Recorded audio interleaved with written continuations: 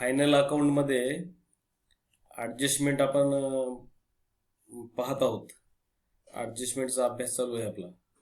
तर last period मध्ये we have discussed on bad debts. Bad debts which are definitely irrecoverable are called bad debts. Bad debts account debit to sundry debtors account. There are two effects of bad debts is shown on debit side of profit and loss account. Then second effect is shown on asset side of balance sheet by way of deduction from sundry debtors. In this way we can treat of bad debts. म्हणजे ह्या bad डेब्ट्सचे दोन effect होतात. Bad debts हे दिस is loss of business म्हणून आपण profit and loss अकाउंटच्या debit साईडला घेतो आणि जे डेटर्स असतात त्याच्यामधून लेस करायचं असते. त्याच्यानंतर interest on capital. Next adjustment will be come on interest on capital. तुम्हाला माहित आहे कॅपिटलवर इंटरेस्ट म्हणजे आपण लोन जर घेतलं असेल तर आपल्याला इंटरेस्ट त्याच्यावर द्यावं लागते आणि जर आपण दुसरीकडे कुठं पैसे जर समजा गुंतवलेले असतील तर त्याच्यावर इंटरेस्ट आपल्याला रिसिव्ह पण होऊ शकते किंवा मिळू शकते. To see whether the business is really earning profit or not, interest on capital at a certain rate is provided treatment. आता कॅपिटल व्यवसायामध्ये जे कॅपिटल असते तर त्या कॅपिटल मध्ये व्यवसायाला नफा हो की तोटा हो आपल्याला विशिष्ट म्हणजे जो त्याचा दर ठरलेला असतो त्याच्यानुसार आपल्याला इंटरेस्ट त्याच्यावर द्यावं लागते. म्हणजे त्याच्यामध्ये विशेषतः डिबेंचर्स, त्याच्यानंतर आणि लोन किंवा मग जे शेअर होल्डर्स असतात किंवा real owner of the our business they have provided to business capital. म्हणजे here two effects of interest on capital. त्याची एंट्री अशी होती बघा, कॅपिटलवर जर इंटरेस्ट आपण चार्ज केला तर interest on capital account debit to capital account. Twofold effects here in the final account. It will be shown on debit side of profit and loss account. आता हा व्यवसायाचा लॉस आहे म्हणून debit साईडला घ्यायचं कारण कॅपिटलवर आपण इंटरेस्ट देत असतो. त्याच्यानंतर shown on liabilities side of balance sheet by way of addition to the capital. आणि त्या कॅपिटल मध्ये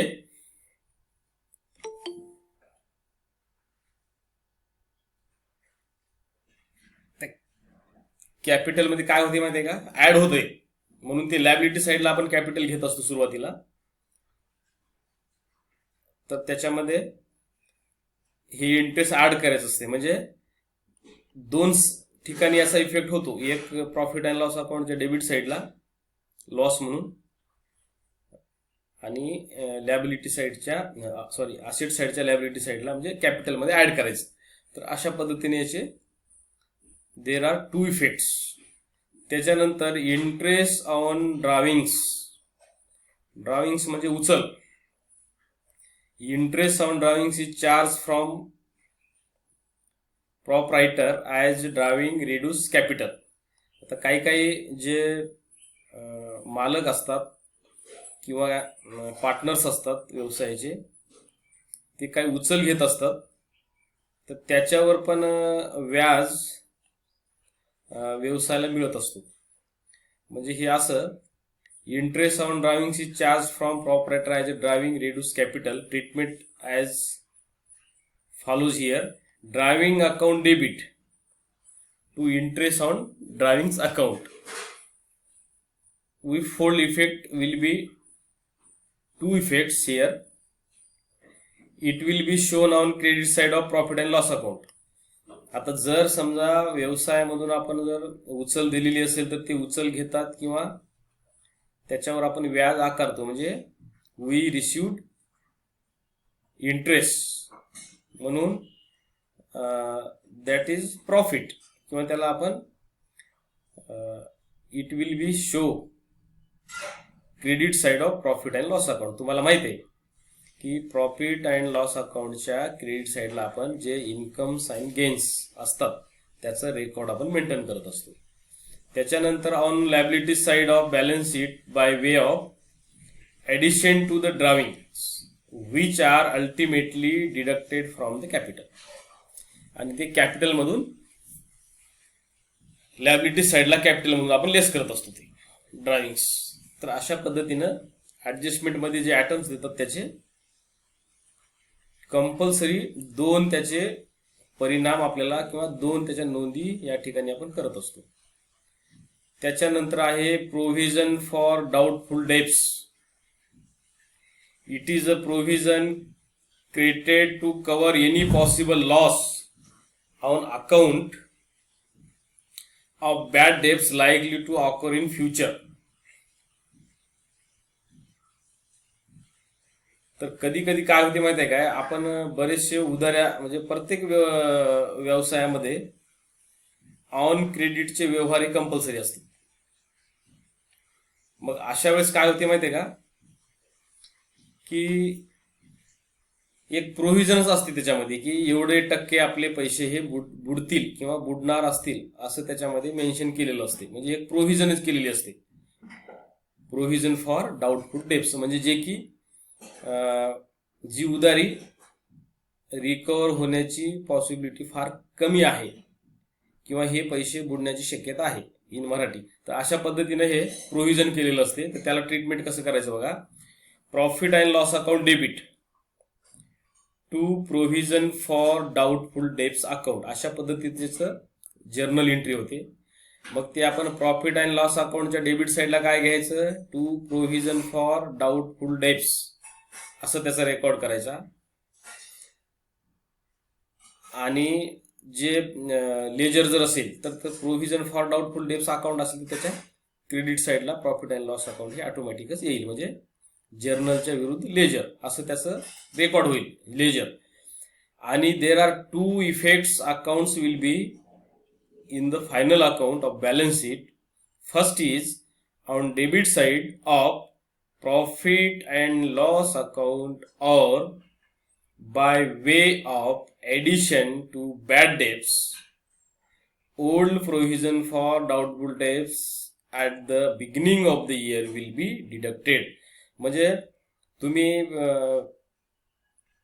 12th क्लासमध्ये फायनल अकाउंटमध्ये तुम्हाला माहित आहे की दोन प्रकारचे बॅड डेब्ट्स असतात, न्यू आणि old.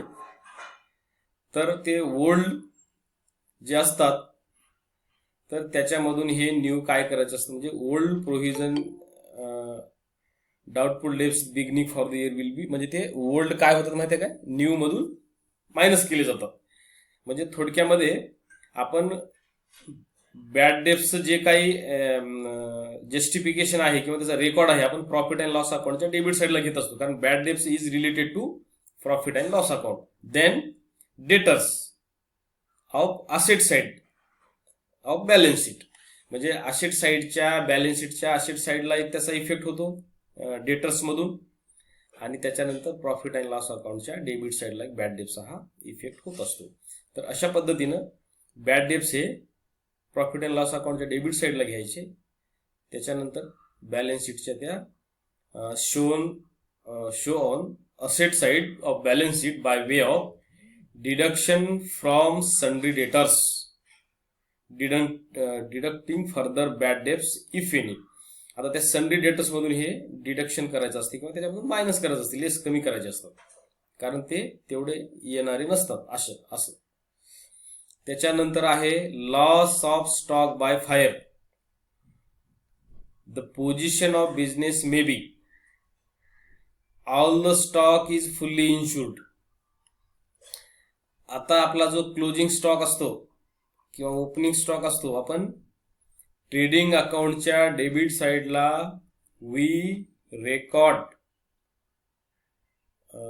Debit side of trading account and closing stock of business we record on credit side of trading account, and closing stock also we have to take in the balance sheet of asset side. म्हणजे त्याचे दोन effect होतात closing स्टॉकचे. एक तर आपण trading अकाउंटच्या credit साइडला घेतो आणि नंतर बॅलन्स शीटच्या असेट साइडला घेतो. तर अशा पद्धतीनं हा स्टॉक आपण त्याला मेन्शन करत असतो किंवा त्याचा रेकॉर्ड घेत असतो. जर समजा loss of stock by fire, म्हणजे कधी कधी काय होतं माहितीये का, असे लॉस स्टॉक मध्ये होत असते. पण व्यवसायामध्ये त्याचं पोझिशन काय असते माहितीये का, की businessman always insured of the stock of company. ते काय करत असतात माहितीये का, त्याचा इन्शुरन्स घेत असतात. म्हणजे all the stock is fully insured असं पण होऊ शकते. किंवा कधी कधी काय होते माहिती आहे का, द स्टॉक इज पार्टली इन्शुर्ड, म्हणजे त्याचं अर्धा भाग किंवा त्याच्यामध्ये 2-3 प्रकारचे स्टॉक असतात. वर्क इन प्रोग्रेस किंवा पार्टली कम्प्लिटेड, अर्धा कच्चा माल किंवा अर्धा पक्का माल, अशा वेगवेगळ्या पद्धतीचे स्टॉक असतात. मग ते कोणत्या स्टॉकचा त्याला इन्शुर करायचं किंवा त्याचा इन्शुरन्स घ्यायचं हे ते कंपनी किंवा तो बिझनेसमॅन ठरवेल. किंवा the stock is not insured at all. किंवा कधी कधी काय होते माहितीये काय, इन्शुरन्स हे काढल्या पण जात नाही. तर अशा पद्धतीने हे स्टॉकचं इन्शुरन्स असते. आता जर if the stock is fully insured, the whole loss will be claimed from the insurance company. जर समजा पूर्ण स्टॉकचा जर विमा काढलेला असेल तर काय होईल माहितीये का, त्या पूर्ण लॉस बाय फायर झालेल्या त्या लॉसचा क्लेम आपल्याला कंपनीकडून मिळू शकतो पूर्णतः, if the stock is fully insured. म्हणजे पूर्ण जर स्टॉक आपण इन्शुर्ड केला तर, म्हणजे the whole loss will be claimed from the insurance company. तर त्याची एंट्री अशी होते, insurance company account debit to trading account. म्हणजे इन्शुरन्स कंपनीच्या अकाउंट म्हणजे डेबिट साइडला टू ट्रेडिंग म्हणून ह्या कंपनीचं नाव येईल, आणि ट्रेडिंग अकाउंटच्या क्रेडिट साइडला आपण घेत असतो लॉस बाय फायर किंवा insurance claim. In this way 2 type of record आपण ते घेत असतो. समजा जर फायर वगैरे जर झाला असेल तर, म्हणजे इन्शुरन्स कंपनीच्या ट्रेडिंग अकाउंटच्या क्रेडिट साइडला आपण घेत असतो. म्हणजे त्याचे इफेक्ट कसे होतात बघा, it will be show on credit side of trading account आणि it will show on asset side of balance sheet. आणि असेट साइड म्हणजे बॅलन्स शीटच्या असेट साइडला आपण ते घेत असतो. तर अशा पद्धतीनं जर फुल्ली इन्शुर्ड स्टॉक असेल तर आपल्याला जेवढ्या किमतीचा स्टॉक आहे तेवढं ते काय होईल, म्हणजे इन्शुरन्स कंपनीकडून आपल्याला ते पैसे रिकव्हर होतील, म्हणजे ते तिकडून मिळतात आपल्याला. तर अशा पद्धतीने हे एक ट्रीटमेंट आहे. त्याच्यानंतर if stock is partly insured, समजा जर अर्ध्याच स्टॉकचा जर आपण इन्शुरन्स काढला असेल, the loss of stock covered by insurance policy will be claimed from the insurance company and the rest of amount will be loss for the business. त्याची entry अशी होते, insurance company account debit profit and loss account debit to trading account. समजा 1 लाख रुपयाचं जर नुकसान झाले आणि 50% जर त्याचं इन्शुरन्स जर काढलं असेल तर ते इन्शुरन्स कंपनी अकाउंट डेबिट 50,000 म्हणजे 50,000. Then profit and loss account 50,000 because 50% is loss our. आणि नंतर क्रेडिट काय होईल टू ट्रेडिंग अकाउंट, म्हणजे ट्रेडिंग अकाउंटच्या क्रेडिट साइडला इन्शुरन्स कंपनीनं आपल्याला 50,000 दिले असं एक रेकॉर्ड करायचा. त्याच्यानंतर आपला लॉस झालेला आहे म्हणून आपण प्रॉफिट अँड लॉस अकाउंटच्या क्रेडिट साइडला ते प्रॉफिट अँड लॉस